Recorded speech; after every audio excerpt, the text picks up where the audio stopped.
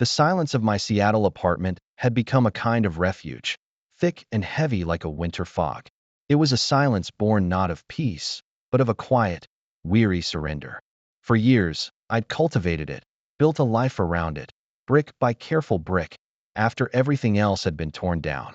David, 40 years old, an architect, but one whose grand designs now mostly existed in the solitude of his own mind, or on the sterile blue screens of his CAD software. The world outside, with its bustling coffee shops and the ceaseless drizzle, felt like a distant, vibrant dream I no longer had the right to inhabit. It wasn't just the money, not really. It was the feeling of being hollowed out, scooped clean of trust and self-worth. 7 years ago, I'd lost everything. My life savings, a substantial sum built over 2 decades of relentless work, vanished overnight. It took with it my ambition, my sense of security, and the very foundation of my future.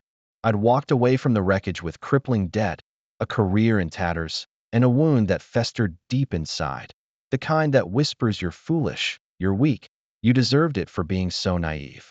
That wound, it had a name, Veronica, my ex-fiancée, the woman I'd loved, who I thought loved me back. I'd spent these last 7 years in a kind of emotional quarantine, rebuilding. Not just my architecture practice, which had slowly, painstakingly, clawed its way back from the brink, but myself. Every decision was meticulously vetted, every new person met with a wall of cautious skepticism. I worked, I ate, I slept. Sometimes I'd walk along the Puget Sound, the salty air sharp and clean, trying to feel something other than the dull ache of loss. But even then, the ghost of her laughter, the memory of her bright, deceptive eyes, would sometimes drift in, a phantom limb ache in the quiet of my mind. Tax season, that tedious, annual reminder of everything I had and everything I'd lost. I sat at my desk, the glow of the monitor illuminating stacks of receipts and bank statements, each one a tiny shard of the life I'd rebuilt. My fingers traced across an old, dusty filing box, buried deep in the back of a cupboard. It contained documents from that period, the financial records of a wealthier, more hopeful David. I usually avoided it, a painful archive of a past self I barely recognized. But this year, for some reason, the IRS had sent a query about a capital loss from that specific time, a routine audit trigger. I needed to cross-reference some older figures. A tremor ran through me as I opened the box. The smell of old paper, a faint scent of something that might have once been hope. I pulled out a stack of statements from 7 years ago, the thick, official kind. My hands felt cold, clammy. It was like sifting through the remains of a house fire. And then I saw it. A small, almost insignificant entry on a bank statement from a year before the investment imploded. A transfer I didn't remember. Not large enough to be immediately suspicious, but odd. A few $1,000s, routed to a financial services firm I'd never dealt with. I dismissed it at first, attributing it to a momentary lapse in memory or some forgotten transaction. But then, as I scanned further, similar small transfers, sporadic and seemingly random, appeared, always to the same obscure firm. A prickle of unease started low in my gut. Our story began like so many others, full of promise and a spark I hadn't felt in years. I was in my early 30s then, successful, but lonely. My last serious relationship had ended badly, leaving me wary.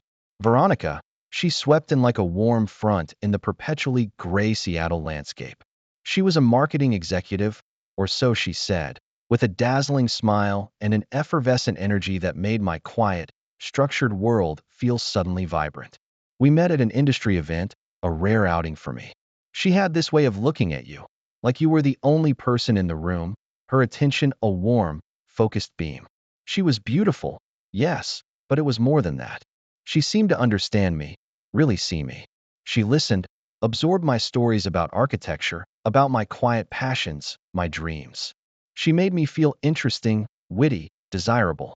We talked for hours that first night, about everything and nothing.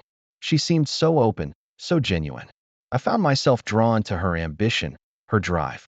She spoke of big ideas, of making an impact, of a future full of possibility. I, who had always played it safe, found myself captivated by her fearless spirit. The red flags, looking back, were so subtle they barely registered. Her story sometimes had slight inconsistencies, threads that didn't quite weave together if you scrutinized them too closely. Her past seemed a little too glamorous, a little too perfect. She'd talk about her family, but vaguely, never inviting me to meet them. She was always just too busy, or they were out of town. She had an expensive taste that sometimes fell at odds with her stated salary, but I rationalized it away, telling myself she was just good with money, or that her parents had helped her. I loved her, or at least I thought I did. The idea of us, of a future together, started to fill the empty spaces in my heart. She was a whirlwind, and I, a man grounded in structure and order, found myself completely caught up in her storm. Then came the opportunity. It was her, of course, who introduced it. A revolutionary tech startup, on the cusp of breakthrough, a guaranteed game changer in the green energy sector. She spoke about it with such conviction, her eyes alight with excitement, painting a vivid picture of the wealth we would build together, the life we would share. "This is our chance, David," she'd said, her hand warm in mine, her voice a soft, persuasive melody. "Our chance to secure our future, to build that life we've talked about." I was hesitant. Years of careful saving, a lifetime of financial prudence, screamed at me. But Veronica, she had a way. She'd bring up my own modest ambitions, my desire for a stable future, the family I hoped to have. She'd say things like, "Imagine, David, what we could do with that kind of capital. Your firm could expand. We could build our dream home, travel the world." She made it sound not like a gamble, but an inevitable reality. She connected it to our dreams, our future. And I, so desperate for that future, so in love with the idea of us, began to waver. She showed me glossy presentations, detailed financial projections, impressive credentials of the founders. It all seemed legitimate, watertight. She said she was investing heavily herself, leveraging everything she had. "We're in this together," she'd assured me, her gaze unwavering, earnest. The emotional pressure mounted subtly, then intensified. She didn't demand, she merely suggested, with such persuasive grace that it felt like my own idea, a logical step. "Think about it, my love," she'd whisper, her breath warm on my neck. "Don't you want to stop just getting by and truly live?" My life savings. It represented years of discipline, years of quiet sacrifice. It was meant for a home, for security, for a family. But I was so deeply entangled, so thoroughly convinced that this was our path, our shared destiny. I emptied my accounts. Every last cent. It felt terrifying, exhilarating, a leap of faith into a future Veronica had painted so beautifully. I trusted her implicitly. I gave her everything. The first few months after the investment were a mixture of nervous excitement and growing unease. Veronica was always reassuring, always brimming with updates. Although the updates always came from her, never directly from the startup. "They're finalizing the patent," she'd say, or "massive interest from international investors. David, we're golden." I'd ask to see official reports, to speak to someone from the company. She'd brush it off with a dismissive wave, saying, "Oh, they're so swamped, sweetheart. Everything's under NDA for now. You know how these tech companies are." Or she'd tell me she had a direct line to one of the executives, a trusted friend, and everything was progressing beautifully. A knot began to form in my stomach. I'm an architect. I thrive on clarity, on structure. This opaque, shadowy business made me feel deeply uncomfortable. But whenever I voiced these concerns, Veronica would turn on her charm, a gentle, almost sorrowful rebuke. "David, my love, you have to trust the process. You have to trust me. Do you think I'd lead us astray?" Her eyes, usually so bright, would dim slightly, suggesting hurt, and I'd feel a wave of guilt. I was questioning her, questioning our shared dream. She made me feel foolish for my doubts, childish for my anxiety. The calls became less frequent, the updates sparser. I tried to find information online about the startup, but there was little beyond a slick, professional-looking website that hadn't been updated in months. Panic began to set in. Real, visceral panic. I couldn't sleep. I'd wake in the middle of the night, my heart pounding, a cold sweat dampening my sheets. I tried to talk to Veronica, but she became evasive, irritable. "Stop worrying so much, David. You're going to manifest negativity." She'd accuse me of not believing in her, of not having faith in us. The psychological pressure was immense. I was isolated in my fear, convinced I was somehow the problem, that my anxiety was poisoning our opportunity. Then came the day. It wasn't a slow erosion, but a sudden, violent implosion. The website vanished. The phone numbers were disconnected. The emails bounced back. The startup, the surefire investment, simply ceased to exist. Gone. Everything. My life savings vanished into the ether. I remember the shock, cold and paralyzing. My hands shook so violently I couldn't hold my phone. My chest tightened, breath catching in my throat. I called Veronica, my voice hoarse, desperate. She sounded devastated, completely heartbroken. She cried, real, racking sobs, telling me she was just as shocked, just as betrayed. How could this happen, David? How could they do this to us? She sobbed, her voice thick with what sounded like genuine grief. We've lost everything. Everything we worked for. She played the victim perfectly. She comforted me, even as I was the one who had lost everything. She held me as I wept, my body trembling with the weight of my foolishness, my catastrophic mistake. It wasn't your fault, David, she'd whispered, stroking my hair. It wasn't anyone's fault. It was just bad luck. A cruel twist of fate. Those monsters, they fooled us both. And I believed her. What else was there to believe? She seemed as broken as I was, maybe even more so. She was so good at making me believe we were partners in tragedy. We were victims of a ruthless scam. We huddled together in our shared despair, or so I thought. But slowly, subtly, she began to distance herself. The shared trauma became too much for her, she claimed. She needed space to heal. She couldn't bear to be around the constant reminder of what we'd lost. She moved out, tearful goodbyes, promises to stay in touch, to help each other through this. But the calls dwindled, her replies became terse, then ceased altogether. She disappeared from my life almost as swiftly as she had entered it, leaving me alone in the wreckage, burdened with the full weight of the loss and the crushing guilt that it was all my fault, my naive trust. For years, that guilt was a heavy cloak I wore every day. It was the reason I stayed away from people, from relationships. Who could trust someone who had been so utterly, spectacularly foolish? I'd put every penny I owned into a phantom startup, all because I wanted to believe in a woman's dream. The shame was a constant companion. It stripped me of my confidence, made me second-guess every decision. The emotional scar was deep, a daily reminder of my vulnerability, my gullibility. I was David, the architect who lost everything, the fool who let a charming woman siphon away his future. Back in my apartment, years later, the dim light of my desk lamp illuminated the old bank statement. The innocuous transfers to that obscure financial services firm kept pulling at me. My architect's mind, trained to spot anomalies, to understand underlying structures, couldn't let it go. It was a tiny thread, barely visible, but something felt wrong. I pulled up my online banking, went back further, month by month, year by year. More small transfers appeared, sometimes to that firm, sometimes to others I didn't recognize, always initiated from my account, usually while Veronica and I were on vacation, or when I was particularly busy with work, easily explainable then as forgotten bills or minor expenses. But now, seen through a different lens, they felt sinister. I started a spreadsheet, methodically listing every suspicious transaction. It was slow work, meticulous, a painful excavation of my past. Each entry was a fresh stab of dread. I cross-referenced dates, amounts, recipient names. Then, a pattern began to emerge. The recipient firms were shell companies, their digital footprints barely there, just enough to appear legitimate, but too little for real investigation. My hands trembled as I connected the dots. These weren't legitimate transfers I'd forgotten. These were thefts, small at first, testing the waters, then growing bolder. My heart hammered against my ribs, a frantic drumbeat of terror and rage.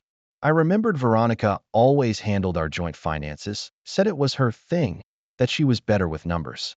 I'd trusted her. I'd given her access to everything. She would sometimes take my laptop, just to check something or organize our bills. I saw now, with horrifying clarity, how she must have been doing it. A few clicks here, a few $1,000s there, disguised as a payment, a forgotten expense. The rabbit hole deepened. I started searching for the founders of the startup she'd pitched. Nothing.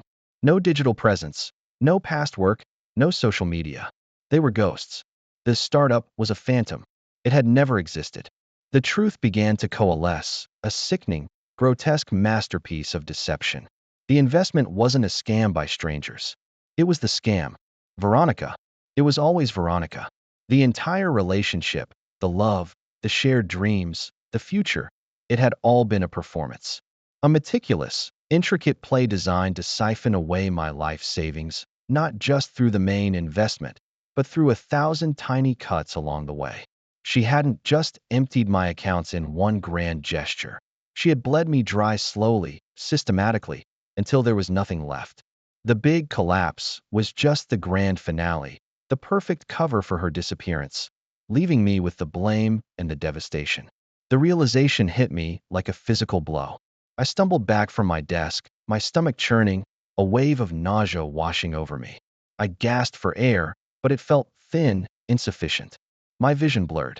I sank to the floor, my back against the cold wall, tears streaming down my face. Not tears of sorrow this time, but of a profound, soul-shattering betrayal. It wasn't bad luck. It wasn't my foolishness. It was a cold, calculated act of predation. Every shared laugh, every intimate whisper, every comforting touch, it was all a lie. I had been a mark, a target, a pawn in her ruthless game. The anger came next, a white-hot furnace igniting in my chest, burning away the years of self-pity and guilt. I wasn't foolish. I was targeted. She hadn't just taken my money. She had stolen 7 years of my life, years spent in isolation, nursing a phantom wound. She had robbed me of my trust, not just in her, but in myself, in humanity. But with the anger came clarity, a terrifying, exhilarating awakening. The shame that had clung to me for so long evaporated, replaced by a fierce, unyielding resolve. I wasn't a victim anymore. I was a survivor, and I would not let her get away with it. I spent the next few weeks submerged in a single-minded quest. I used every skill I had as an architect, the meticulous attention to detail, the ability to piece together disparate elements into a cohesive structure, the relentless pursuit of precision. I accessed public records, financial databases, tracing every shell corporation, every suspicious transfer. I found an obscure property deed tucked away in an offshore holding company, but with a familiar address. A penthouse apartment in Miami, shockingly lavish, purchased shortly after my investment vanished. It was a ghost, a whisper, but it was her. It was her masterpiece. I didn't call the police immediately. Not yet. I needed to see her face, to make her look me in the eye when her carefully constructed world came crashing down. I booked a flight to Miami. My hands were steady as I packed a small bag. There was no fear now, only a chilling calm, a grim determination. The Miami sun was a brutal contrast to Seattle's gentle rain. I found the building, a shimmering glass tower overlooking the turquoise ocean. The penthouse. My money had bought this. I rode the elevator up, my heart a dull throb in my chest. When the doors opened, I saw her through the glass wall of her apartment. She was on a sprawling balcony, a silk robe draped elegantly over her, a glass of something sparkling in her hand. Her laughter carried on the sea breeze as she spoke to someone on her phone. She looked magnificent, untouchable. I knocked. The door, heavy and opulent, swung open. She was still on the phone, but her eyes, wide with surprise, met mine. The laughter died on her lips. Her face went pale, the phone slipping from her fingers to clatter on the marble floor. "David?" she whispered, her voice barely audible. The mask of charm, for a fleeting second, cracked. "Hello, Veronica," I said, my voice steady, devoid of emotion. I stepped inside, the opulence of the place screaming of my stolen life. Her eyes darted around, searching for an escape, for a lie. "What are you doing here?" she finally managed, her voice regaining a hint of its old, deceptive sweetness. "How did you find me?" "I'm an architect, Veronica," I said, my gaze sweeping over the panoramic view, the designer furniture, the expensive art. I understand structures. I know how to find weak points, how to reconstruct things that have been torn down. I reached into my bag and pulled out a thick folder, filled with printouts, meticulously organized. Bank statements, property deeds, shell company registrations, screenshots of the non-existent startup's ghost website. "This is your masterpiece, isn't it?" Her face hardened, the feigned surprise giving way to a cold, analytical stare. She glanced at the folder, then back at me. A flicker of something predatory entered her eyes. So, you finally figured it out, she said, her voice now flat, devoid of any warmth. The mask was off. The charming fiancé, the devastated partner, the innocent victim, all gone. What remained was a woman utterly devoid of empathy, a chillingly efficient predator. Yes, I replied, my voice unwavering. Every last detail. The shell companies, the laundered money, the phantom startup. It was all you, wasn't it? From the very beginning. She walked to a sleek, minimalist bar, poured herself a drink, her movements deliberate, unhurried. She didn't offer me one. You were easy, David, she said, swirling the amber liquid in her glass. So predictable, lonely, successful, eager for a connection. You wanted a future, a family. You wanted to believe in something grand. She took a sip, her eyes meeting mine, utterly devoid of remorse. Your savings account was substantial, and you were so trusting. An architect, with all that discipline, all that structure, but so emotionally naive. Each word was a scalpel, peeling back the last layers of illusion. It wasn't just my money she'd taken. It was my belief in goodness and truth. Did you ever care about me? I asked, a faint tremor in my voice despite my resolve. She gave a small, humorless laugh. Care? David, I cared about the goal. You were a means to an end. A valuable asset. You were perfect for the siphon. She gestured around the lavish penthouse. Look around, David. This is the result of careful planning. You financed this lifestyle. You built this dream for me. She looked at me, her gaze steady, chillingly dispassionate. You truly were an excellent investment. The last vestiges of the old David, the one who carried the shame and the guilt, crumbled and turned to ash. The pain was still there, a dull throb, but it was overlaid with a new, cold clarity. She was not a broken woman, not a tragic figure. She was a monster, meticulously crafted and utterly remorseless. Her words, so cruel, so honest, finally set me free. The burden of my own perceived foolishness lifted. I wasn't foolish. I was simply human, caught in the meticulously laid trap of a psychopath. I didn't argue. I didn't plead. I simply nodded, the full weight of her depravity settling within me. Thank you, Veronica, I said, my voice surprisingly calm, for confirming it, for showing me exactly what you are. I turned and walked out, leaving her in the gleaming, hollow luxury she had stolen. I went directly to the federal authorities. The folder was heavy in my hands, but my spirit felt lighter than it had in years. The process was slow, painstaking. Weeks turned into months, months into a year. There were endless interviews, depositions, legal wrangling. Veronica fought fiercely, her legal team a testament to the money she had siphoned from others like me. But the evidence was overwhelming. My meticulous architect's mind had built an unassailable case. She was eventually arrested, and the investigation uncovered a wider network of financial crimes, a web of deceit that stretched far beyond my own ruined life. Other victims emerged, shattered people who had also fallen prey to her calculated charm. Seeing her mugshot, hearing the news reports, it brought a grim satisfaction. Not joy, not celebration, but a quiet, powerful sense of justice. I didn't recover all my money. Most of it was gone, swallowed by legal fees and scattered through offshore accounts that were impossible to fully trace. But the truth, that was the real currency. The truth freed me. It allowed me to finally shed the heavy cloak of guilt and self-blame. I wasn't stupid. I wasn't naive. I was targeted. There's a profound difference in that realization, a healing power that money could never buy.